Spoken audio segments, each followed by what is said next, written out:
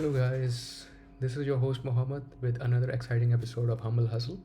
So, today I will present to you TCA composable architecture. So, as we all know, that TCA architecture is basically a manifestation of Redux pattern. So, as we can see through the diagram, the scheme for it is really simple. So, basically, we have a global store that basically contains state relating to the application, and that store needs to be manipulated with a reducer. So reducer is a component that basically contains pure functions and that makes use of actions. Actions can be enumerations of actions to mutate the store, to mutate the state within the store. So this is the cycle that is generally followed. So today what I will do is to create a simple networking application based on this endpoint, where we will create a list of users to show you the manifestation of TCA. So let's get started. So basically first we will create the model of the user, that is this, and then we will go about creating the actions.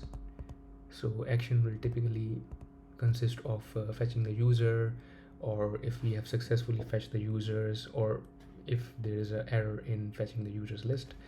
Then we will create a state that is store. So in store we will generally have an app state. App state will contain the data that will be used in the app, and basically we will be using combine to deal with that. So as you can see in this description, we have a app state. So app state is basically our application state that will contain the list of the users essentially, and is loading flag for the loading indicator and error message. So then we will go about creating the reducer. So reducer will generally consist of a function that will take app state and some action which will be performed on that state to manipulate it. So then what we will do is that we will create the application, which will be the basically the list view, which will be using the app state and a reducer to manipulate that state. So now let's create the app list view. So list view is a simple view that contains a vstack which contains a list and a text component to show the error message, and a progress view component to show the loading error. So that completes our code for the TCA. So now let's implement repository. So repository class will consist of the repository pattern. So basically what it will consist of is a mechanism to fetch a list of users from the network API. Other than that, there will be some caching that will cache the results, but in this definition we will omit the caching part, and I will just show you the networking part of it. So let's get started. So in TCA pattern we call these effects. So basically this is a effect that we will be using. So basically the repository class just consists of an implementation of a mechanism to fetch users from this endpoint, and so this completes our implementation of repository pattern. So now let's run the application.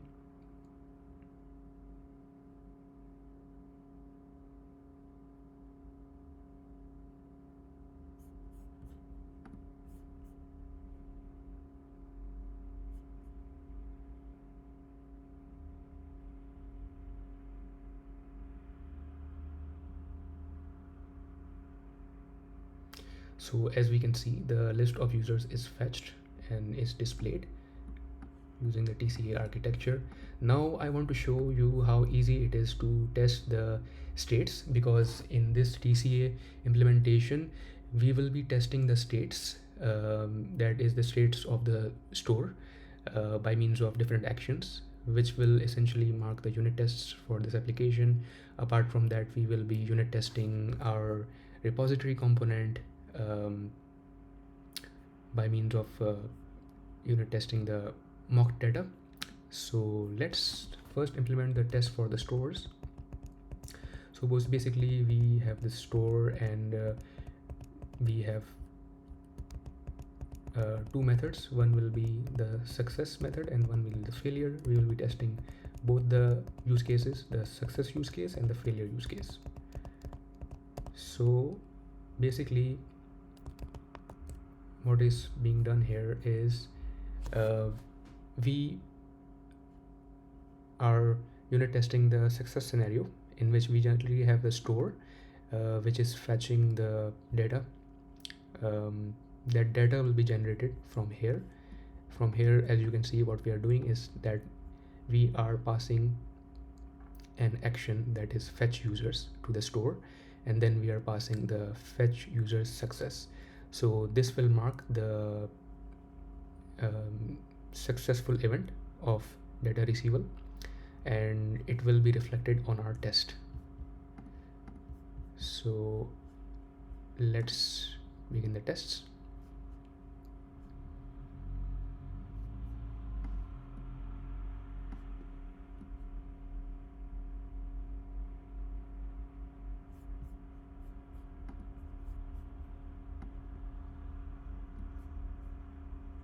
As we can see, the test successfully passed. So this was the success case, and as for the failure case, what we will do is we will just pass the failure event, and this will reflect into the error that will be reflected here, and this will represent our failure scenario. So as you can see, this test has passed as well. Now we will test the repository component, and we will just create a subject under test, which is the repository, and then we will basically test it by the combined logic that we have, and it will basically test the number of users that we get, which is currently 0 because we aren't passing any data to it. So let's test this.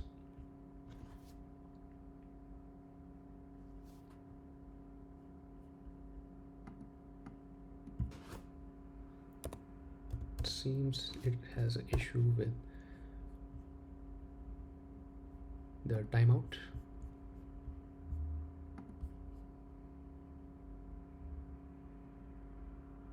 Okay, now the test has passed. So guys, this is the implementation of the TCA design architecture, and I have manifested TCA through a simple networking application. Now there are right about TCA. So TCA architecture is basically architecture that brings certain things to the table.